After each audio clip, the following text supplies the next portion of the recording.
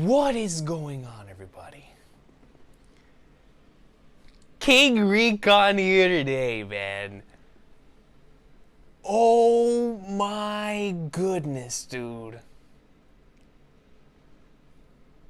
I feel like I haven't had ankles in years, but this just put the finishing touches on it, bro. This just put the finishing touches on it, man. Before we get into the trailer, because we're about to go scene by scene, English closed captions, and dive into this, right? Because there's a lot to discuss here. There's possibilities, a lot of scenarios, but Shanks, man, what does it mean in Japanese, bro? Does it just stand for ankle breaker? Does it mean mine? I don't know. Does it mean ankle breaker? Whenever they're out on the court, instead of saying the Allen Iverson, do they say the Shanks? Because it feels like that's the case. Before we get into the trailer, man. Before we get into the trailer, this is crazy. Let me tell y'all why I didn't react to this, because I was 110% planning. I actually had all of my stuff out and ready to go. And so I didn't know that the trailer leaked early. So when I went on Twitter to go find the link to this so that I can watch it, the very first thing that greeted me on the homepage is Uta is Shanks' daughter. I don't know what my face was like when I saw that, but I can tell you that there are few things that have ever confused me more than seeing that. Because I saw it accompanied with an image of a crying Uta. And I was like, wait. So the individual we've continued to see is not the main antagonist. Is not this Vivi-like figure that joined Shanks on his journey. It's his daughter? And so I was like, wait. Then what is this movie? Is this movie canon? Like, so many things ran through my mind.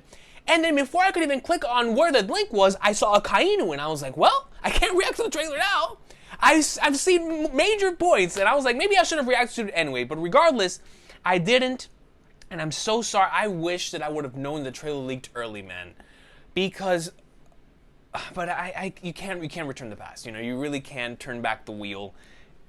It is what it is, bro. I apologize for that being the first thing I saw on the homepage, but man, let's just dive into this, bro. I've got a lot to say, man. I have a lot to, Recon.exe doesn't work, bro.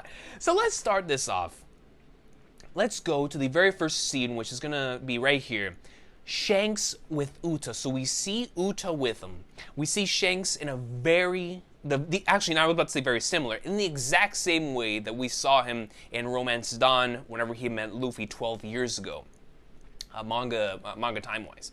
And so he states, Uta, though we're apart, you'll always be my daughter. Now, here's the thing, because I've had like 30 minutes to really sink this in, all right? Here's the thing. Uta being Shanks' daughter could go one of two ways. Either Uta is legitimately Shanks' daughter, and this is a movie that's going to leak into the canon content, or Uta is it's yet another variation, another way of One Piece executing that theme of family being more than just blood relation, than being related by blood. You know what I mean? That's been explored a lot within the series. And so it very well could be the case that Shanks adopted this character as his child, but is not actually his child. And so if that is the case, then in that way, we don't have to worry about this connecting into the story or making sense canon-wise, you know what I mean? So it could go one of those two ways. Like I said, either this is legitimately Shanks' daughter, which if that's the case, that is, I don't even know where to begin with that. I mean, Uta has to be the most legendary figure of all time because Shanks is the most legendary figure of all time, and if this is Shanks' offspring, then what? So, okay. Like I said. So if this is really Shanks' daughter, then that's the thing. Okay. Let's continue. Though we're apart, you'll always be my daughter. And then we get to see Shanks from behind. I love this shot, man, because it really reminds me of Romance Dawn, with him wearing the legendary coat that, of course, Luffy's wearing now. But seeing Shanks like this and knowing that this is taking place before Romance Dawn, it... Spoiler warning, if you are an anime only, skip ahead to the following mark. The thing is, if it goes into canon content, obviously right now we're going into like the very beginning of the series with the origins of the Gomu Gomu no Mi and all of that stuff. So it's like, if this is canon, are we going down a scenario to where Uta maybe was the individual supposed to originally receive that fruit, but at the same time, I don't know. See, bro, that's just, it's so many possibilities. But that's why I don't think that she is actually Shanks' daughter, because that would just, I don't know how you reveal that within a movie, dude. You know what I mean? Like, I don't know how you do that.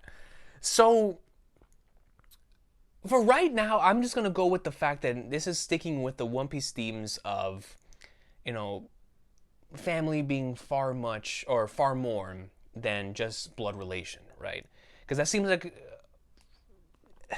it's like the only plausible scenario in my head. This is great. Shanks' daughter, like, what, dude? But in the hypothetical scenario that she really is Shanks' daughter, it's like, then who's the mom? Let's continue.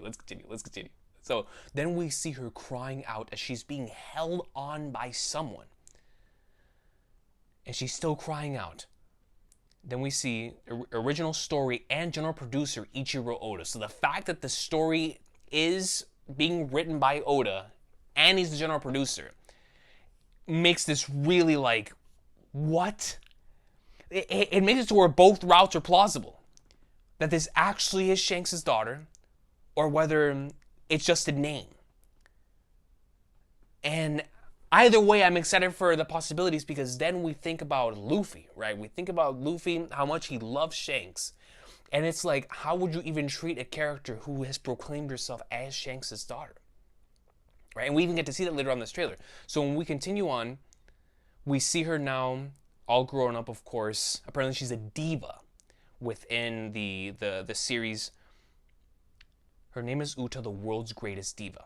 So that's very interesting. Then we hear Luffy saying, or yelling Uta. So staying on that diva line, I'm going to assume that by that they're meaning that she is a pop star, an idol of sorts within the series that is putting out bangers. I mean, yo, listen, if your pops is Shanks, you're out here producing bangers. You know what I'm saying? Like, and maybe that is where the story is heading towards, where Luffy headed off on being a great pirate, so that he could give, you know, the hat back to Shanks, and of course to go out and get the One Piece to be the king of the pirates and whatnot. But one of his goals down the line was to make a crew that could best Shanks and gain Shanks' respect by giving the hat back and being like, yo, you really are a great pirate. Like, that is definitely a part of Luffy's journey, you know, getting Shanks' acknowledgement.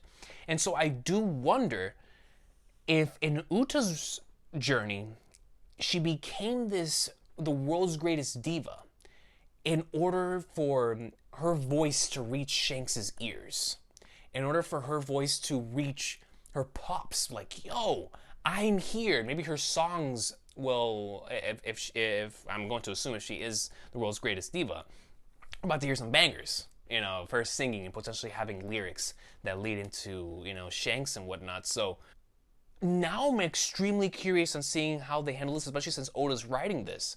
Because if Uta's in a similar type of situation as Luffy, to where going out, mass determination to be something of yourself, but in her case, it's like they both share that type of wanting to get that acknowledgement from Shanks down the line, right? Like they both share that type of desire to get that acknowledgement from Shanks.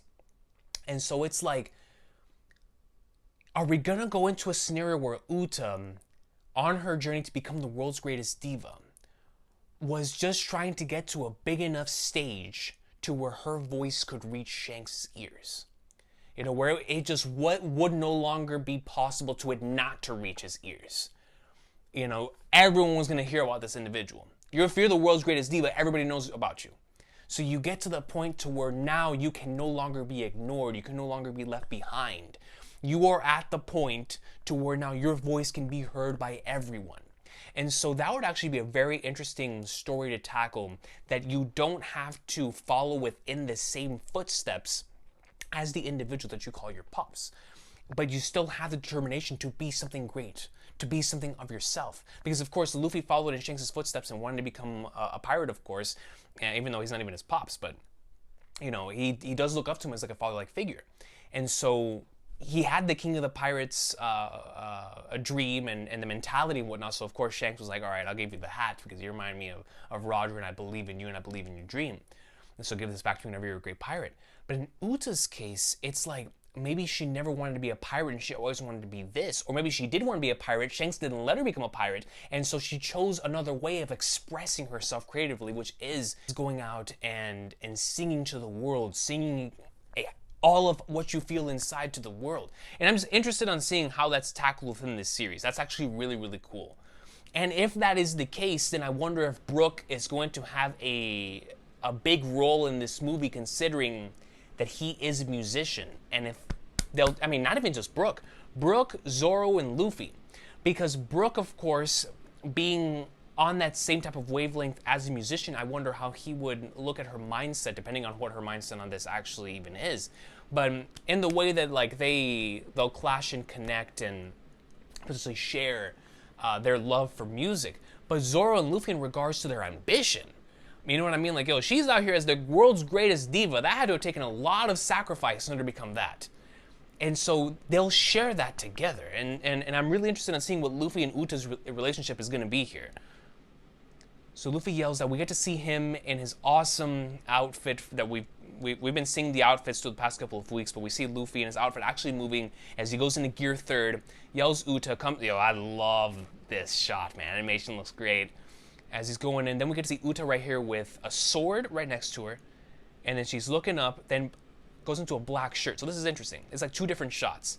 We get to see Luffy come in, and then the blade next to her as she looks up, it looks like tears are coming down, and then we see her with black clothes on as she's like singing out, as she's dancing in front of some clouds with some shining lights coming down. So very interesting imagery there. This scene with Uta raising her hand up like this with the imagery of the background with clouds and light shining down really got me thinking about the possibilities of this movie, and it's the way that it's going to handle its music, but also how the visuals are going to accompany the music. I feel like because of her potential, not only just her abilities, but with her storyline being based around being the world's greatest diva, around music, I think there's a lot more room to play with in regards to having incredible visual and audio accompaniment. Where now we're gonna have certain, I wouldn't say a musical, but you really could have these musical-like moments that just have these incredible sequences of animation. And not just animation for animation's sake, but of course animation with a purpose, animation that really strikes. And so that has me really excited. I feel like that's one of the most exciting things come out of this trailer, is that now that we know that about her, and we know how much it hurt for Shanks to leave, we know how much of that she's gonna pour into her art. It's gonna pour into her voice. And so how are we gonna see that visually? And I feel like we got to see a piece of that with that portion within the trailer. And that's really, really exciting, man. I cannot wait to see how that's handled in this movie. And I feel like that's gonna be one of the main highlights of the movie, is how we showcase those really beautiful notes, those incredible musical sequences with the visuals. Like, how strong are the visuals going to be? How are they going to play around with that type of stuff? Like, I'm really, really excited for that, man. Uta right here, complete. We follow that up with an image of the island itself. So we see Luffy and Uta in front of the island. We have like a whole bunch of diamonds, a bunch of shards in the background, very Final Fantasy-esque right here. Looks like a massive party's happening at this point in time. But we see the two of them. Then we get to see this individual with sunglasses and some type of like Frankenstein-looking design right here in regards to what he has right here in the scar he has going down his head. A very Frankenstein-like. Recon from the future here. They revealed his name. His name is Gordon, and we got to see a few more sketches from him, as well as an awesome sketch from Shanks, which I'm going to assume is the one that we see at the end of this trailer, as well as a few more sketches of Uta. Really, really nice stuff here, man. I always love when we get to see behind-the-scenes sketches like this. But is this the individual that grabbed Uta? So is this like Uta's... So whenever Shanks left in the first part of the trailer, was this the individual that stayed with Uta? Is this Uta's actual family, or is this somebody whom Shanks entrusted with Uta? You know what I mean? Like, is this somebody that has just been taking care of her for all these years? Is this Uta's manager? Is this her manager that is continuously trying to make her like the top star, the top idol, and that's another plot line to go towards. I guess we'll see. Then we see Akainu, and Akainu's mad, bro. When Akainu's mad, you know goat things are happening. So he just blasts his cigar. We see a really pissed off Akainu. And then we see some very interesting lines right here. But before I talk about the lines, let's talk about the characters that show up right here. So, of course, we see Law and Beppo. Beppo's design, killing it, rocking it, you know what I mean? Then we get to see Kobe and Helmeppo.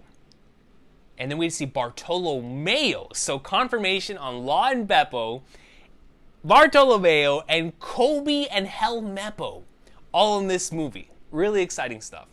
And then we get to see Uta herself. So now let's go and think about what Luffy said right here.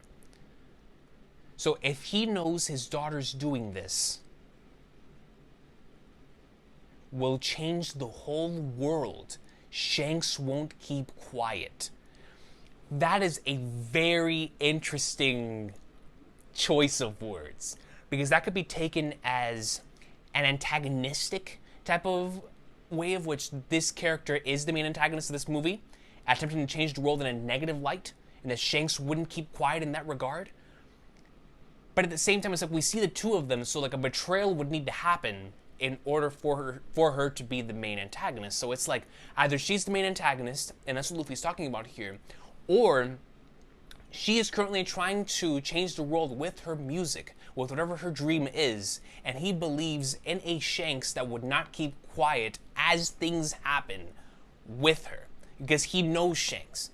And so now I'm very, very interested on where that's gonna go, right? Like, is she gonna be the antagonist of the movie, or is she gonna be the individual that's accompanying us throughout the entire movie, and then we go up against the antagonist? Is the antagonist the Frankenstein-looking dude? I don't know, man. I don't know. This is crazy. So we come back to Luffy here as she's crying. So she's crying. It looks like she's having her moment of, because, you know, everyone's got to have their moment when the goat with the coat reaches and strikes their soul. So I don't know. And that's how the trailer ends. But before the trailer ends, it's very interesting that we get musical notes that sort of like just take her over here at the very end of the trailer. So it's like, I don't know, man. Insane. And then as the trailer cuts, we cut back to the exact same clouds with light that we saw with her earlier when she was wearing the black clothes. And we see Shanks say, "Listen, Uta, there is no peace or equality in this world." Like, dang, yo, Shanks. And then we see him smile right now. This is the Shanks that we know. That's not the Shanks of the past. This is the Shanks of now. So this is a confirmation that we're going to see the Shanks of now within this movie as well, which of course at this point was kind of obvious, but to actually see it here, it's like, okay, no. This is Emperor of the Sea Shanks right here, man. 110%, no doubt about that. And then here we see Uta. So this was a great trailer in regards to just the Uta being Shanks' daughter thing. I feel like that's gonna be probably one of the first lines of the movie, so it's not gonna be a spoiler for the movie itself. So because that's not a spoiler for the movie itself, I look forward to seeing what they actually tackle within the movie. So this is the way I see this going, right? I feel like the first couple scenes within that movie are gonna be that Uta and Shanks scene. I feel like that's gonna start the movie. Then once we see the end of that, we'll cut to the opening credits. We'll see Luffy and the Straw Hats arriving to the island where Uta is. We'll meet Uta now in the future. And so now we're going to have a dynamic to where we know Uta's backstory. We know she's Shanks' daughter. And then we're going to see Luffy. And I wonder if Luffy is going to know, or if she's going to know how important Luffy is to Shanks Is she gonna have that type of backstory, that type of knowledge on Luffy, or is Luffy gonna strike such a massive impression on her, and potentially oh no, it's gonna be the Straw Hat. It's gonna be the Straw Hat. So the way in which she knows that he has connection to Shanks is through the Straw Hat. That's how it's gonna go down. So it's gonna be the flashback, and then right after the flashback, opening credits, Straw Hats come in, they roll right into the island, they'll meet, and then once she sees Luffy with the Straw Hat, that's when she's like, yo, where'd you get that Straw Hat from? My pops has a similar one. And so Luffy's gonna be like, oh, I got this from red-haired Shanks, from my dog. And she's gonna be like, that's impossible. Like, there's no way. And so that's how I think that we'll get that connection in regards to bringing Shanks into the light, finding out that she is Shanks' daughter through Luffy's perspective in regards to Luffy and the rest of the Straw Hats finding out that she is Shanks' daughter. Now, like I was saying earlier, the two scenarios that we're going to be going for here, at least main plot-wise, is actually Shanks' daughter or just in name. And I feel like both of them are equally interesting scenarios, but because Oda's writing this, any of them could be possible. And so, like I said, I think I'm most certainly interested, I think the most, even more than what I just said, on Luffy's relationship with this character, knowing how important Shanks is going to be to both of them. And so I'm excited to see that relationship, and I really want to know what type of role she's going to play in this movie, because right here at the end, we see her with the notes crying as if it's like something is either overtaking her or if she's being attacked. So it's like, I don't know, man. I don't know. At this point, I don't think she's going to be an antagonist within this thing, but she really could pull off the betrayal. I don't know, man. Because whatever Luffy states, you already know, Luffy has a way with words that's just going to strike the soul and it's going to make her cry like that. But it's like, what leads to that? What is going to be the driving force behind that? What is the context around that? And then Shanks, man, it's like, does he see something in a newspaper? Does he show up himself? It's like, he can't show up himself unless he has a meeting with Uta rather than having a meeting with Luffy at the end of the movie. Because then that keeps the connection, or the Luffy and Shanks meeting out of the picture. Because that's been the one worrisome part of, like, not all of us want to see Luffy meeting Shanks within the manga first, right? So it's like, how do we keep Luffy and Shanks from meeting within this movie if this is a Shanks-based movie? And so it looks like it's going to be a Luffy and Uta based all around, and then Shanks, of course, is going to be present in tone, present in context, present in the overall story, but he's not going to be there himself. But it really does look like at the very end, Shanks will have his moment with Uta, whether she's alive or not at the end of the movie, of course. But he will have a moment with Uta, and that would bring everything full circle in regards to Shanks having a moment with Uta. And if that is the moment that starts the movie, then of course, like I said, it would end up bringing all of the story, at the very least of the film, full circle. And it would keep Luffy from meeting Shanks within this movie. And then Uta would see both the individual that Shanks entrusted his hat with and the goat with the coat, and then Shanks himself all these years later. And so that scene of acknowledgement, if that's what we're heading towards at the end of the movie, with Shanks acknowledging Uta, that's going to be a really powerful scene, especially probably having all of that context right within the movie. But I'm just so fascinated. Like, I can't wait to see the way this goes.